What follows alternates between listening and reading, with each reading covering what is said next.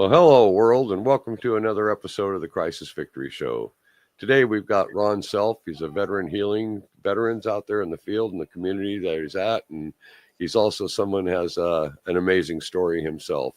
Basically, Ron, what we do is discuss sin to redemption, and then what we do once we redeem, which is exactly what you and I do today. So, welcome to my show, and thank you for coming on as a guest.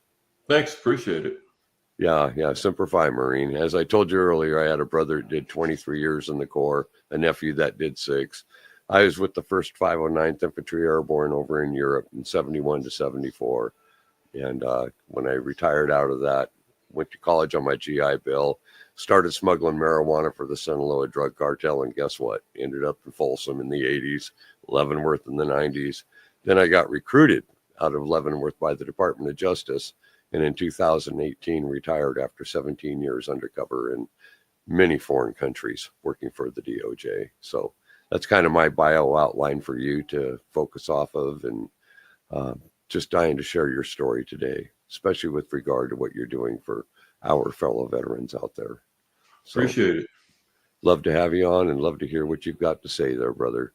Why don't you go ahead and, I understand you yourself had a little bit of criminal involvement and background earlier on, and were able to come through all of that, which is what made you manifest into the type of service that you're doing for us veterans today. Can we talk about that a little bit? Yeah, absolutely. Okay, so what did you get caught up in, brother? Well, I took a contract to kill someone with the intent of not killing them, but stopping them from being killed. That was how I was managing to control the narrative, or in my mind, I thought I would control the narrative that way. And I did. Did what I intended to do, shot his car on the freeway September 14th, 94. He pulled over before he got to the next overpass where there was another shooter that was going to take him out if I did not.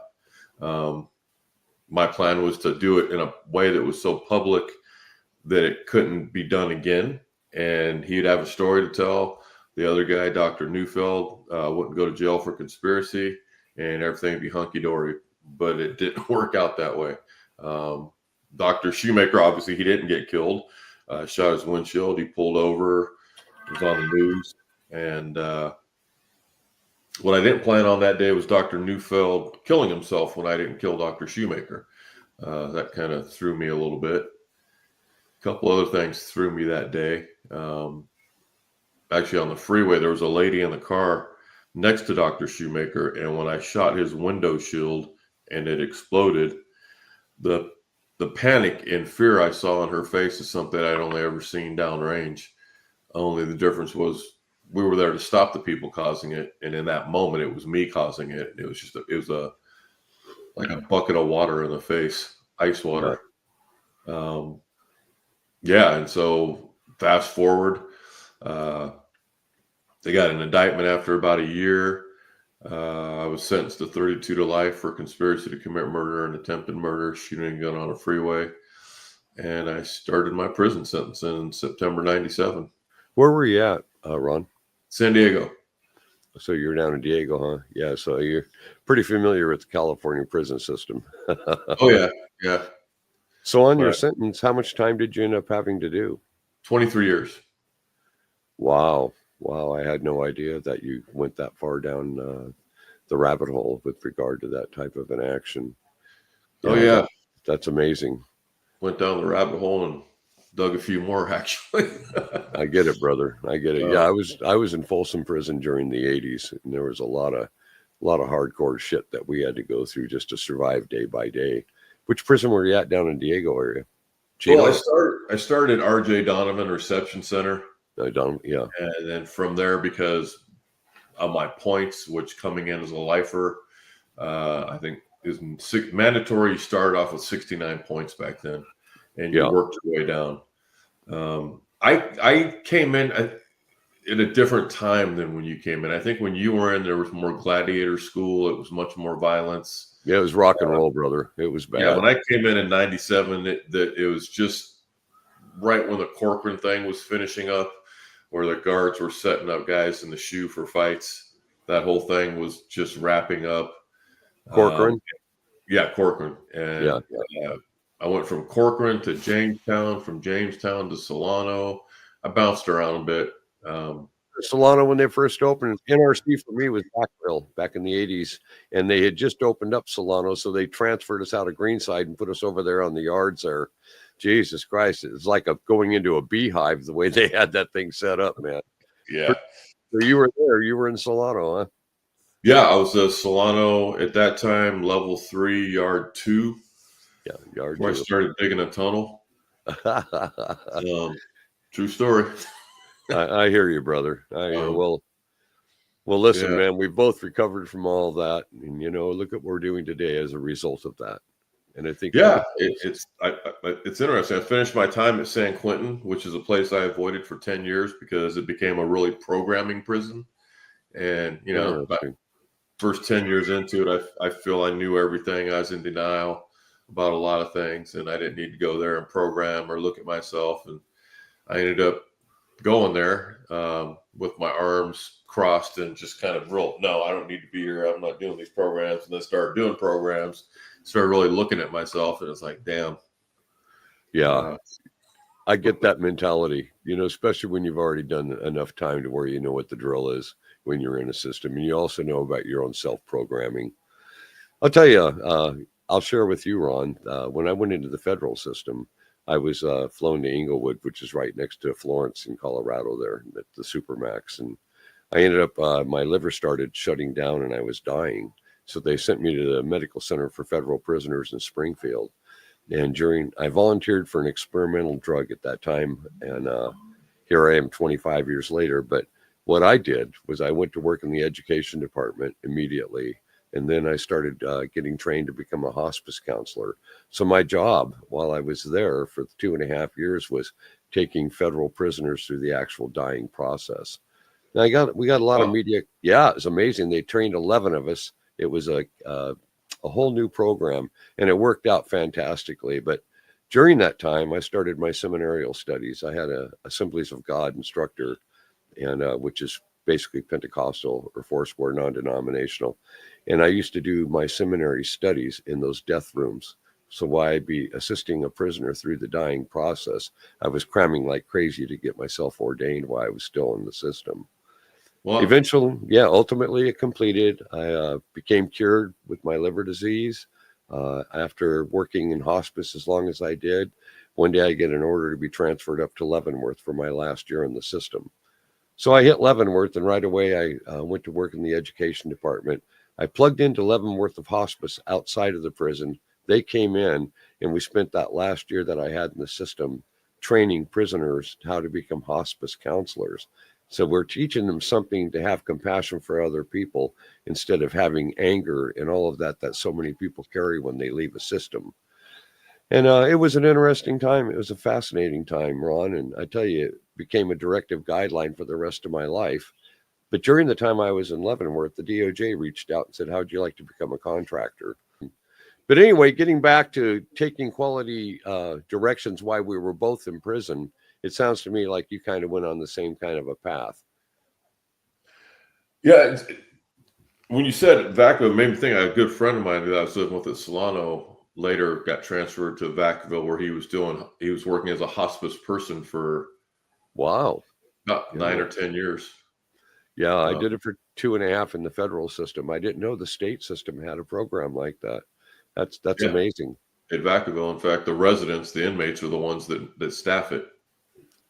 Yeah, when I was in Vacaville, I remember being in the infirmary one day getting shots, and they brought Charles Manson in there. And Charlie, they put us up against the wall when they brought Charlie in, and he stops right in front of me, and he starts throwing these karate chops. And here's this weird little short dude with a swastika tattoo between his eyes. And I've never even been arrested in my life, and I'm starting off in state prison. And I'm just thinking to myself, oh, my God, is this how this whole journey is going to be? And Vacaville is real funny because they also have the mental facility there. Yep. Over there on Blue Side. And interesting. Outpatients. Yeah. And also the transsexual people there.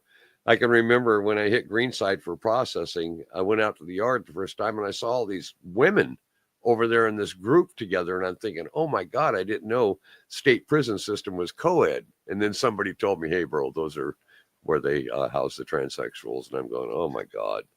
Really? Yeah. Yeah.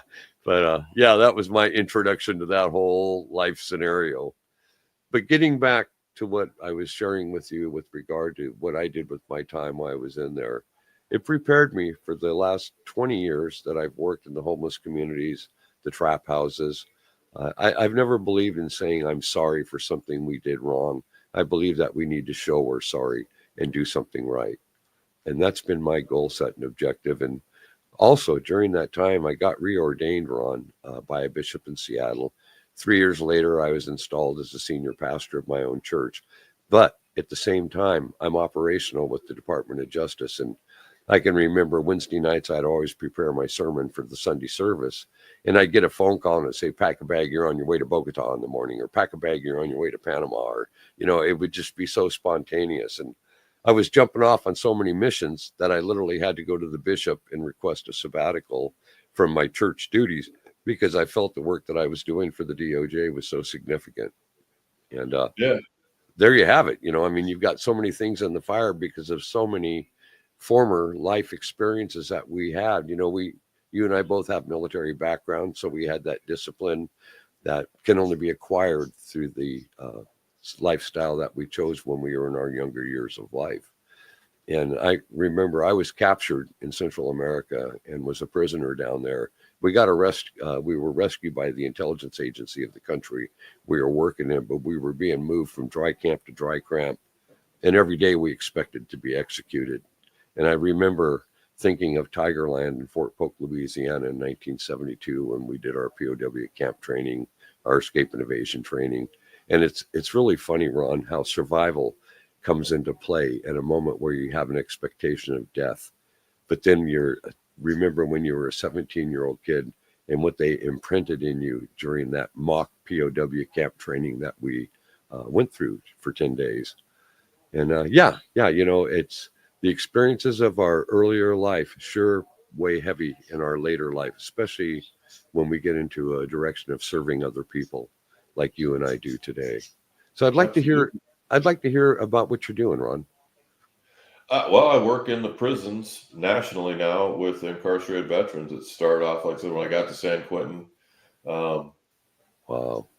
Started programming, participated rather in every program they had there. And a couple of them hit home. One of them was called Vogue Victim Offender Education Group, and the other one was GRIP, Guiding Rage into Power. Phenomenal programs. But I remember reading a narrative in the Vogue program one time about something that happened in the military. A bunch of people got killed.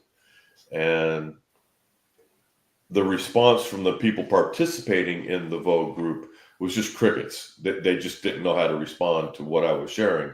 And that actually caused more harm than it did good. I get the idea of doing these narratives is to read a narrative, and then you have the interaction Q&A back and forth trying to unravel how it's affected you. But in my case, when I shared that, it was just crickets. They didn't know there were no veterans in the group. They didn't know how to respond to that. I was sharing an incident specifically about a helicopter crash, and I saw an arm laying on the ground with a tattoo on it. And I know whose arm that was because 2 days prior, I was with the guy when he was getting the tattoo.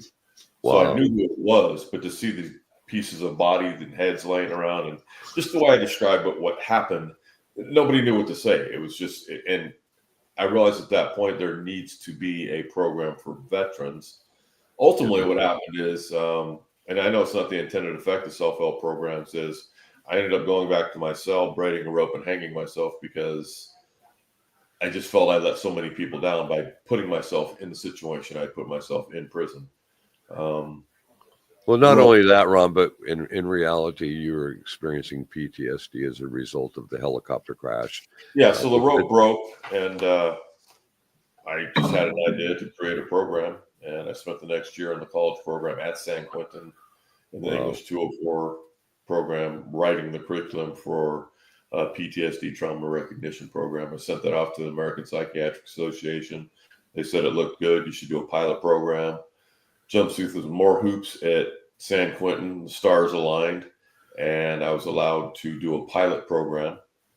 And it became apparent immediately that this program was successful.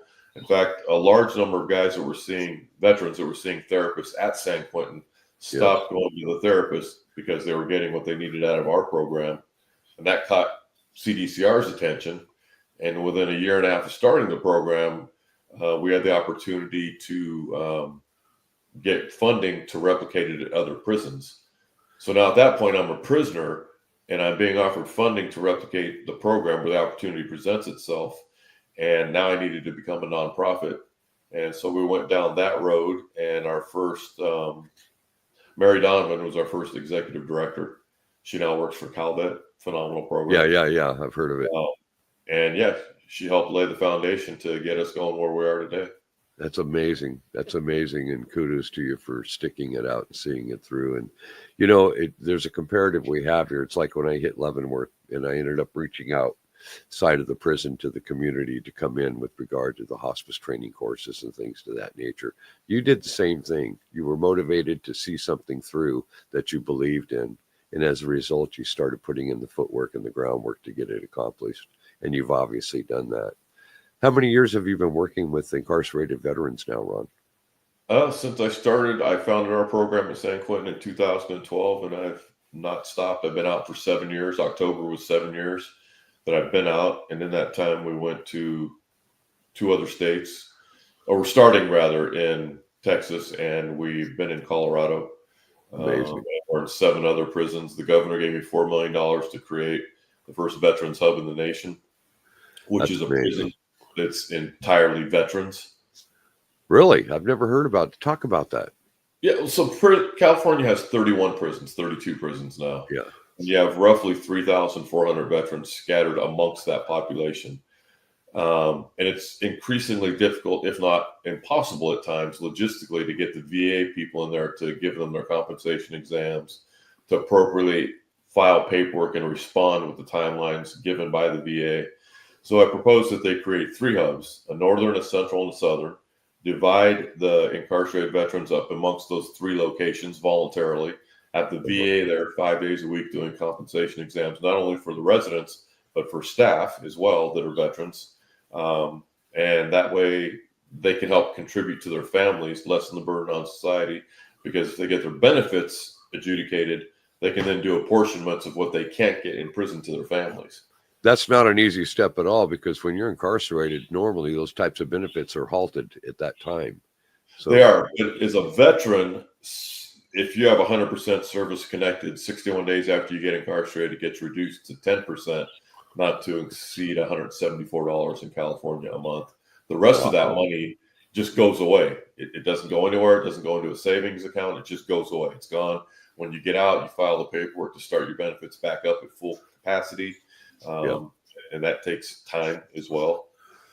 So, it made sense to me to do that. So we did that, got the $4 million, started the program. It's still running. At that time, I was partnered with another organization. We had different views philosophically on spending the money. We went separate ways. And I'm still continuing the fight. Ron, I wish it would have been in play when I was in the system. I would have absolutely appreciated, if you will, having someone caring about the veteran community within an incarcerated environment. That's extreme, because I know what we all go through as we're separated from our loved ones, we're separated from our communities. But for a veteran, it's different. It's just different. We've served our country. We served our country with love and honor and loyalty in that capacity, which is different than the civilian incarcerated person. They don't carry the same thoughts and the same feelings that we who have served made a mistake. We're in there paying for our mistake. But, at the same time, to hear that there's a rebuilding process being instituted in the systems for them, for our fellow veterans, man, I really commend you for doing that. And I'm grateful that you do that. Thanks. You mentioned Inglewood earlier. I was invited to a ceremony in Inglewood where they opened their first veterans pod. Really? So an entire dorm. I think it's around 100 guys, all in one area, programming together as veterans at Inglewood. And we're going to be starting our curriculum there this year, I believe. Yeah, I hit Inglewood in October of '94 and fell ill by December and left there. So I was only in Inglewood about 3 months when I got sick and was medevaced out of there. But yeah, it was an interesting facility. It's a medium level security FCI. Right. And we can look right out through the screen walls over there, and you can see Ultramax where Chapo Guzman's at, and a lot of other famous people. They had Oh, just I didn't know he was there. yeah, it's interesting. Yeah, he's there. They put him there. I knew Chapo personally 41 years ago. As a matter of fact, Pete's got a picture of me standing with Chapo when we were both marijuana smugglers back in the early 70s. Back in the day? 70s. Yeah. Yeah. It's pretty funny to see how big he grew and what he became in later years. And I did get a chance to see him again at a wedding in 93. I was down there negotiating a very large shipment of cocaine. And I was at this wedding, and all of a sudden these guys come in with AK-47, silenced the band, made sure the area was safe. And then a couple minutes later, Chapo walked in, and he went up to the wedded couple, gave him a gift, paid his respects. And then he came over to the table of bosses. And I remember one of my compadres turns to him and said, "This is our good friend from the Pacific Northwest." And Chapo came over to shake my hand, and he looks me in the eye and he goes, "Oh man, I remember you." Because we had met in Jalisco years and years earlier when we were both in our 20s and in the marijuana business with Rafael Cara Quintero and Felix Gallardo and all of them, as they were all coming up at the same time. So pretty historical moment indeed. But I'm glad I got pictures taken of that at that time, because it really corroborates, boy, you talk about how crime can expand exponentially. Look what that guy did. But yeah, he's over there in Florence. He's in Max. That's where they put Good him. thing he had a decent memory of you, not a bad one. Yeah. Tell me about it. I worked for the Sinaloa cartel for 15 years. Very, very familiar with what was going on with him after it got developed and up and running. Yeah. But suffice to say, getting back to the veteran slant, which is something that really impacts my heart. I've got right at 20 years of working with homeless veterans in my community. And like I say, I work in the trap houses, and about a year and a half ago, I started backing away from that more and more as I started writing more books and getting the podcast show up and running.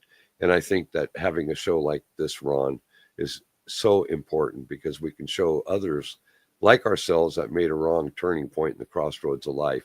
But we came back and not only redeemed ourselves, but decided to take the wisdom and the knowledge of our experiences and do goodness with it. And I absolutely love and adore my veteran community. And I also, in the 55 years that I've been going to VA hospitals, the progress that I've seen, especially with the mental health issues I've had to deal with. I almost committed suicide 9 months ago myself.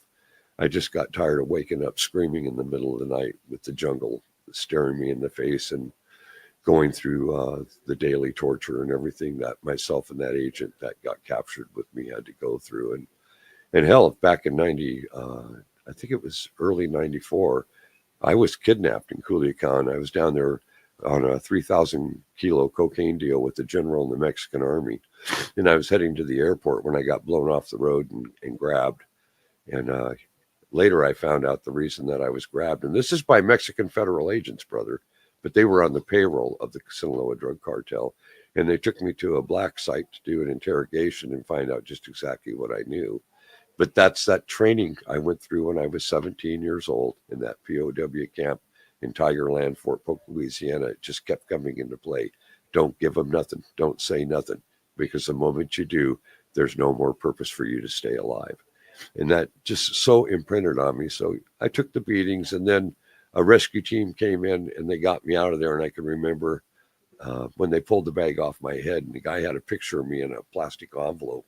And he's saying, "Are you Hal Bradley? Are you Bradley?" And I was so beaten, I couldn't even talk. I just shook my head, and they cut me down from the straps and everything and loaded me in a helicopter and medevaced me out of there. But boy, I tell you, there's a price to pay for redeeming your life. And that's exactly what the commitment was to me, with regard to telling all of you, every one of you, how sorry I am for what crimes I did commit during my years as a viable actor in the cartels down there. It was remarkable, the 17 years that followed undercover, going after organized crime families throughout Central America and Mexico, was indeed a historic payback. And I'm so glad that I survived it. But at the same time, Ron, I was back here working in the homeless community. I was doing outreach services since I stepped down for pastorship and didn't have to concentrate on a congregation anymore. And that's how I got involved with veterans that are out on the streets. And it's really sad and almost pathetic to me that there isn't more being done for them because they don't have the ability, if you will, to take themselves to a VA hospital for treatment, for psychological treatment, for medical treatment. They're too caught up in whatever nightmares that they're struggling with and living with. And then people demean that community. They don't understand that these are warriors that have served and put their life on the line. And where are we now putting ourselves forward to serve them in their time of need? So hearing about this program, Ron, that Pete Turner had briefed me on earlier, I couldn't wait to get you on the show and get some exposure about this to the world out here that needs to hear this. And, Well, appreciate it.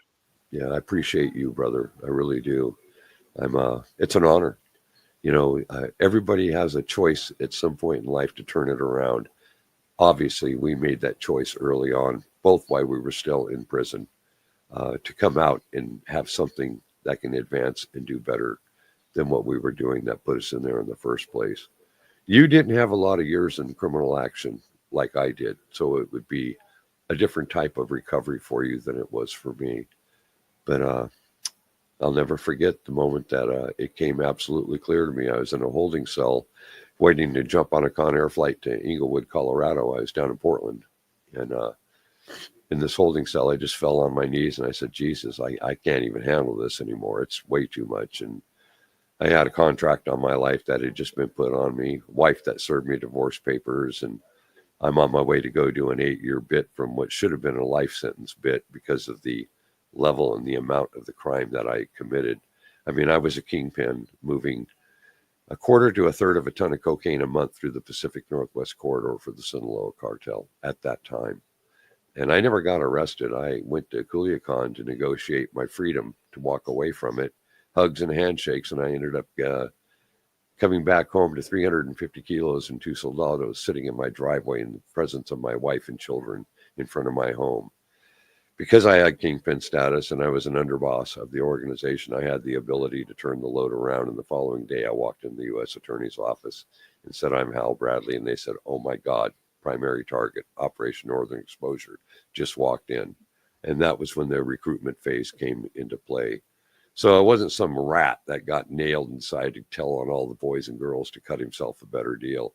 I went in there with a laser-focused mission to take on a faction of the Sinaloa drug cartel, not expecting to survive it, but trying to preserve a family. And that's my story, Ron, and that's how I came into my redemptive light. I was still in play with a drug cartel when I recognized that this just wasn't going to go into the next generation of my family. So we all have a price to pay when we make a decision to turn it around. And certainly, I got to tell you, brother, those 17 years undercover were just unimaginable to most people. You're a former veteran are a veteran who has been through the helicopter experience, and I'm sure other things too. So you get it. You know what I'm talking about. Yeah, been there. Yeah, there's an honor that is instituted in us when we enter the military, the armed forces, the basic training, the AIT, the airborne school, on and on and on, the levels of training we go through. I understand you were Force Recon, correct? Marine Corps Force Recon? Yeah, I ran with them. I ran with Raiders, which are also MARSOC and some other Wow. Army guys. I did a lot of different things. I was fortunate. Well, you sure as hell did. Yeah, that's amazing. And so what are the future plans with what you're working on right now, Ron? Where do you see this going? I'd like to just keep expanding it nationally to other states. Is that in play right now? Are you working on that right now? It's happening on its own time, so to speak. People call me quite a bit from the other states, asking me how I did what I did, how I do what I do, would I be willing to do it there. Each state is, I don't want to say it's like climbing Everest, but each state is vastly different on how they fund replication and implementation of programming. Whereas the federal prison system I'd like to get into, but they have some ridiculous gatekeepers there. Yeah. Yeah, It it's would a be whole different system altogether. I've been in both state and well, they federal. want to plagiarize your work and they want to take it, implement it themselves, thinking they're saving money, but the gatekeepers don't know how to do these type of programs. Exactly. They're become very political and bureaucratic nonsense. Uh, Are you working with any Congress people or anybody in the Senate? Or do you have any of that to possibly influence that factor with the federal? it goes up and down. Jimmy Panetta, he came out to the ribbon cutting ceremony when I launched the hub at Soledad Prison. Wow. Uh, but I'm admittedly not reaching out as to many people as I could or should. Honestly, I between the 23 years I was in, the 7 years now, just about 30 years, I find myself Congratulations. hitting the wall a little bit. What I mean by that, just burnout. Yeah, I get it. I get it. You know, about a year and a half ago, after 19 years of work in trap houses, I started phasing out of certain parts of my administrative work that I do.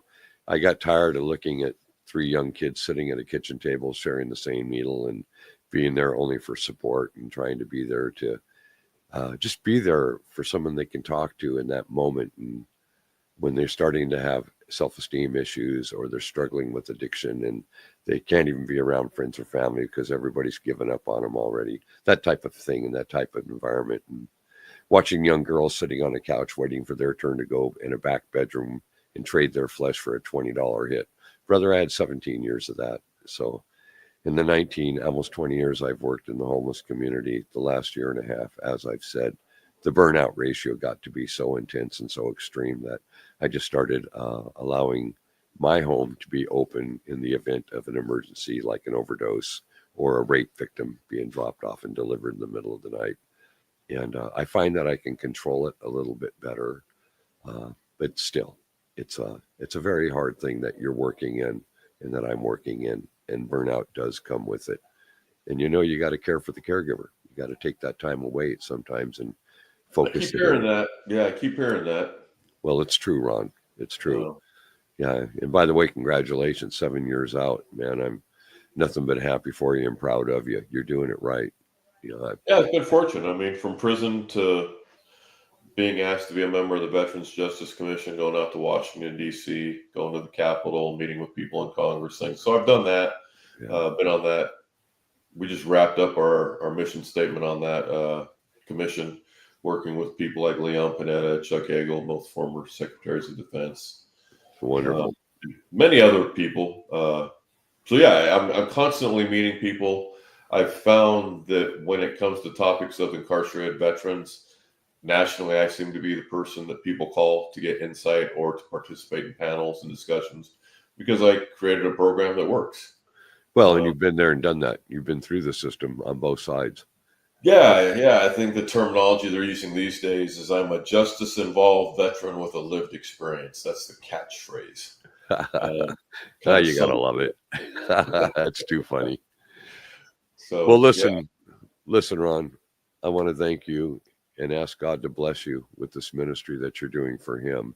And I want to thank you from the bottom of my heart as your fellow veteran, because I can feel and I can see in this conversation, you know, the true meaning of what this is doing for you also, as well as it does for us who are seeking alternatives to straightening out the nightmares that we have survived, be it self-inflicted or from what we've done for in service of our country. And I think that it might have been a different journey for me in Folsom Prison back in the 80s if we would have had a Veterans Association. I was always proud that I was a veteran. It meant something to me. And it meant something when I would meet another veteran that carried that same kind of feeling within himself that I put myself in this, I'm taking and accepting this, but you know what? I'm still part of a veteran community and please don't forget me. And you're doing that, brother. You're bringing it into a public forum where people can see that there is an extended need, if you will, from those of us that take a wrong turn on the crossroads of life. We're willing to pay our debt to society. We're willing to do whatever is necessary to recover from that and hopefully get a shot at doing something better with life. And the world needs people like us, Ron, that are willing to step out there in the front lines and put our all into it. And about burnout, brother, Pace yourself, watch yourself. You'll know when you hit those moments where you just need to step back for 2 or 3 days. And you're going to find you don't need to step back for a month.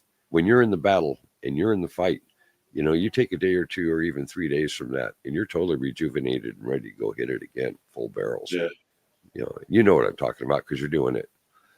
absolutely. How often do you get to go in the prisons, Ron? Every day. Wow. So you have a We pass get for that. six prisons a week. We do 2 programs a day. They're therapy sessions. It's narration therapy. So each session is 2 hours with about 20 guys per session.